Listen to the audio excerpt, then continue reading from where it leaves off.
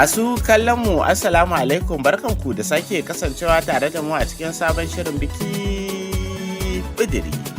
Shirin biki bidiri shine ne da ke shiga lungu da sako na ko'ina a faɗin ƙasar nan domin kawo muku yadda bukukuwa ke wakana. Sunana Aliyu Sainu Badiko kuma ni zan jagoranta wannan shirin.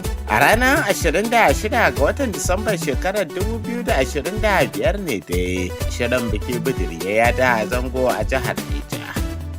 A karamar hukumar wushishi inda aka daura auren Umar Muhammad lawan da ɗan ɗasheshiya amaryarsa bugun girma wato Amina Suleiman Tanku. Bikin da ya samu halartar 'yan uwa da abokan arziki daga ko'ina a faɗin ƙasar nan kuma kai tsaye inda aka ɗaura auren a gidan Galadiman wushishi da ke karamar hukumar wushishin jihar Niger. Yadda kuma aka shafa fata kamar haka.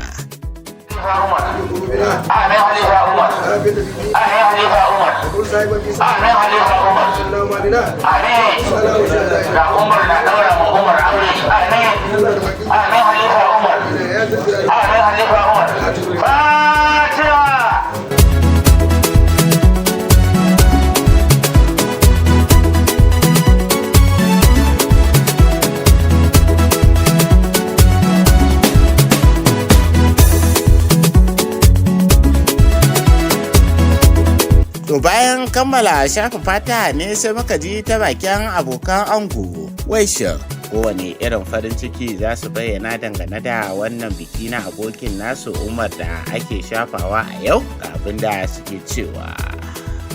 Assalamu alaikum rahmatullah, sunana Najib Awal daga garin Kano. Ni dai na kasance ɗaya daga cikin babban amini na ango kuma ɗan uwa na ango. To alhamdulillah muna Allah godiya da Allah ba mu iko da dama muka samu halartar wannan taro, to ba abin da zamu ce Allah sai dai godiya. Allah ya ba su zaman lafiya, Allah ya tabbatar da alkhairi. Masha Allah. Assalamu alaikum warahmatullahi wabarakatuh. Sunana Abba, ni kuma abokin Umar ne wato ango. Mun jima muna abokantaka da shi yau ya fi shekara 10. A gaskiya muna farin ciki matuka kuma muna taya shi murna, muna musu addu'a kuma Allah ya ba su zaman lafiya. Wani fatan alkhairi ake wa ango? To ba abin da za mu ce musu sai dai Allah ya bada zaman lafiya da kuma su sai kuma bakin da suka taho su muna musu addu'a Allah mai da su gida lafiya. Allah ya ba su zaman lafiya, Allah sa a yi asa'a. Mun gode.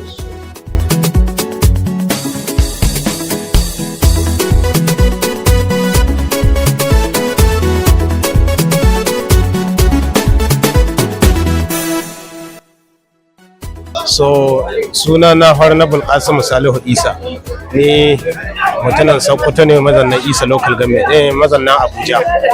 Ya alaƙar kai ke da ango? To alhamdulillahi ango ne abokina ne kuma amini na ne, domin muna tare da shi sama da shekara 10 da suka wuce.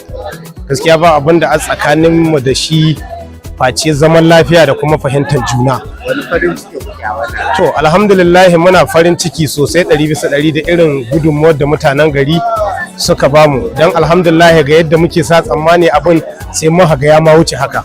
So alhamdulillah gaskiya muna jama'a godiya 100% Allah ya saka mu kowa da alkhairi. Assalamu alaikum wa rahmatullahi wa barakatuh.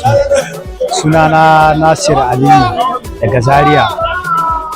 Alaka na da ango ya kasance yaya a gurina kuma mai gidana a garin Abuja. To wani farin ciki kuke a wannan rana? Gaskiya ina matukar farin ciki sosai da ganin wannan rana. Sannan kuma ina mishi fatan alkhairi, Allah ya bashi zuriya ɗayi ba kuma Allah ya ubangiji zaunar da su lafiya.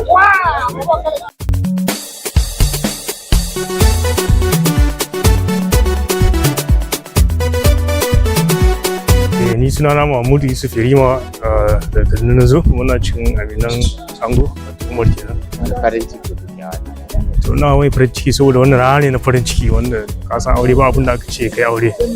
Gani. So ina fatan Allah ya ba su zaman lafiya da kuma zuriya ɗaya ba. A to sunana Aliyu Sainu Badiko daga jihar Kaduna na zo kuma Umar amini na ne tsawon shekaru kusan 20 mazance. Muna addu'a Allah maɗaukakin sarki ya ba su zaman lafiya da kuma zuriya ɗaya ba, ya sa wannan mata da ya aura ta zamto abokiya arzikinsa.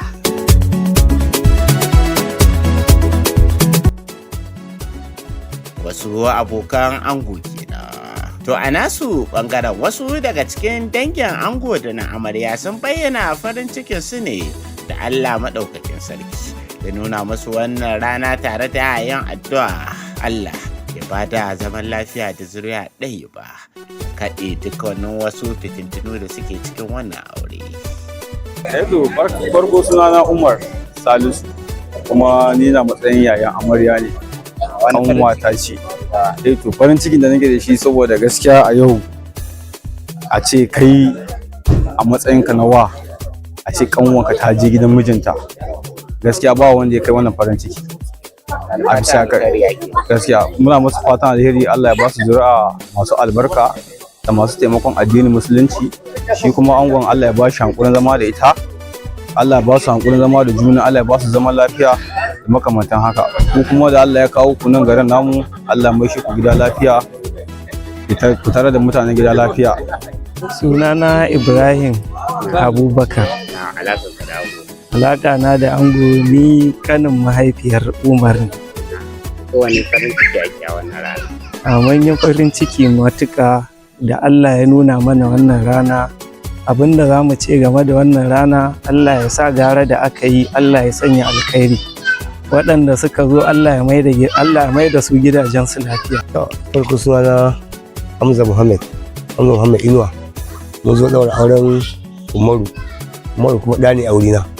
Gaskiya alhamdulillah mun Allah godiya. An ɗaura aure lafiya. Addu'a da muke Allah mai da kowa gidan shi lafiya. Allah kuma ya sa mu aure albarka. Allah ya sa mu aure cigara da aka yi. To a ƙarshe mai gayya mai aiki ango Umar Muhammad lawan da aka fi sanin sa da Yumani da ɗan tasheshiya amaryarsa bakon girma Amina Suleiman Tamu ya bayyana farin cikin sa ne da Allah ya nuna masa wannan rana da kuma ranar ta kasance masa rana da ba zai taɓa mancewa da ita ba a tarihin ƙasa duniya da abin da yake cewa. A sunana Umar Muhammad lawan. Ni ne ango a yau kuma ina godiya ga Ubangiji. Gaskiya ina farin ciki da Allah ya sa wannan ranar ya zo aka gama lafiya. Na gode wa Allah.